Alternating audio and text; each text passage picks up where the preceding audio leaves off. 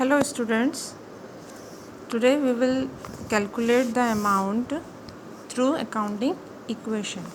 So we will maintain the format first. I am solving the question number 4. First transaction is started business. Business start किया किससे? Cash से. तो यहाँ पे transaction add हो गई 1 लाख और इधर कैपिटल में ऐड हो गई 1 लाख. उसके बाद सेकेंड ट्रांजेक्शन है डिपॉजिट इनटू बैंक. बैंक में डिपॉजिट किया ये कैश कितना 60,000.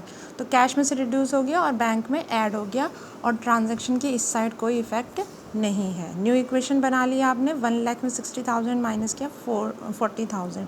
इसी तरह से आप हर ट्रांजैक्शन के बाद न्यू इक्वेशन क्रिएट करेंगे.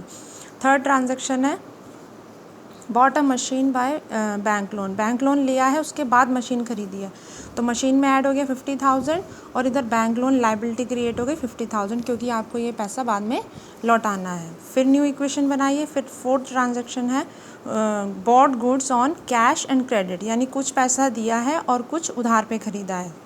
तो यहाँ पे 20,000 कैश की पेमेंट से ख़रीदा है और 40,000 क्रेडिट पे परचेज़ किया. तो टोटल परचेज़ कितना किया 60,000 का मटेरियल. तो स्टॉक में आपका 60,000 ऐड हो गया. इधर न्यू इक्वेशन क्रिएट हो गई. फिर गुड्स सोल्ड कितने की किए 20,000 के गुड्स सोल्ड किए हैं. कितने में 25,000, क्योंकि ट्रांजैक्शन ये लिखी हुई है कि bought goods for cash. Cash के में कितनी खरीदी थी 20,000 और बेची कितने में है वो 25,000 में. तो प्रॉफिट पार्ट कितना हो गया 5,000. Then Amit return goods. Amit ने गुड्स रिटर्न करती है कितने की 5,000 की. अब वो 5,000 की जो गुड्स थी वो खरीदी कितने में थी 4,000 में. जैसे यहाँ पे 20 की चीज़ 25 में बेची थी ना, इसी तरह से जो 5,000 में बेची है उसकी कॉस्ट कितनी थी 4,000 थी. तो 4,000 की कॉस्ट माइनस कर दी है. इधर डेटर्स में क्योंकि उधार पे बेची है तो डेटर्स क्रिएट हो गए और इधर आपका आ गया ये लॉस पार्ट 1,000.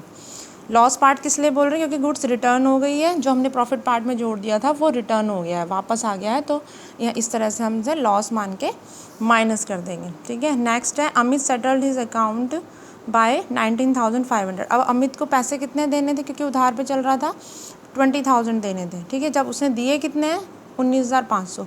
तो कैश में ऐड हो गया 19,500, लेकिन उसका जो अकाउंट है वो पूरी तरह से ख़त्म हो गया क्योंकि उसने बोला सेटलमेंट हो गया. अब वो 500 रुपये हमें नहीं देगा.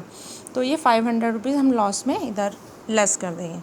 नेक्स्ट है paid loan installment. Loan installment pay किया और इंटरेस्ट भी पे किया है बाय चेक. चेक से किया है तो बैंक के अकाउंट से लेस होगा. 20,000 इंस्टॉलमेंट की अमाउंट है और इंटरेस्ट की अमाउंट 2,000 है. तो 2,200 हो गया 22,000 हो गया. ये बैंक में से लेस कर दिया. और इधर आपका जो बैंक लोन था उसकी इंस्टॉलमेंट थी 20,000 यहाँ से लेस हो गया. और इंटरेस्ट ऑन लोन जो है वो एक्सपेंसेस है इसलिए कैपिटल में से लेस हो गया. हर ट्रांजैक्शन के बाद आप न्यू इक्वेशन मेंटेन करते चलेंगे. यहाँ पे मैंने नहीं किया, ये आप बना लेंगे. ठीक है. यहाँ से इसकी कैलकुलेशन करके उसके बाद लास्ट है charge 10% depreciation on machinery. Machinery की जो वैल्यू है वो 10% रिड्यूस हो गई है. डेप्रिसिएशन क्या होता है जब किसी एसेट की वैल्यू रिड्यूस हो जाती है तो उसको हम डेप्रिसिएशन का नाम देते हैं. तो मशीन की वैल्यू कितनी थी 50,000 का 10% हो गया 5,000. 5,000 यहाँ से लेस हो क्योंकि हमारा लॉस है तो इधर कैपिटल में से हमने लेस कर दिया. उसके बाद आपने फाइनल इक्वेशन बनानी है. ठीक है. Thank you so much.